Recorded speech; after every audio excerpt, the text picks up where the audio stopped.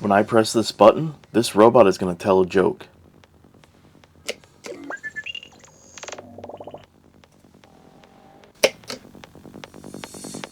The temperature is 40. What do you call an apology written in dots and dashes? This is Spencer.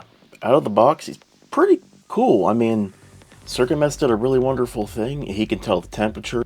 The temperature is 48 degrees Fahrenheit. It's a bit cloudy outside. He can tell you jokes.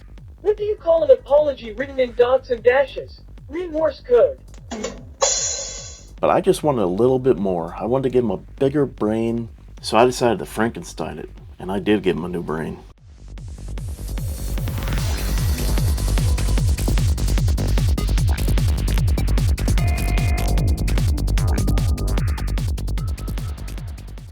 Just wait till you see.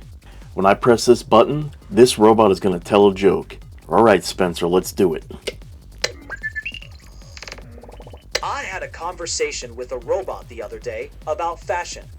It said it prefers to wear bite-sized outfits because anything larger just doesn't compute. Fashion advice from a machine? Talk about Silicon Valley'd. Wow.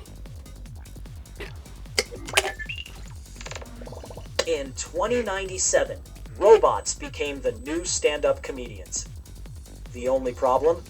Every punchline came with a pop-up ad, asking if the audience wanted to upgrade their humor package. Guess they were just trying to make us laugh and monetize it. I believe that. So for the next video, let's get back to the other robot and put some sensors on it, some lights that make it look like it's actually thinking and doing things. And then we will come back and revisit this robot later, but Spencer is going to be put away while we come back to the original. And that's knowlagstem, where a little bit of magic meets science.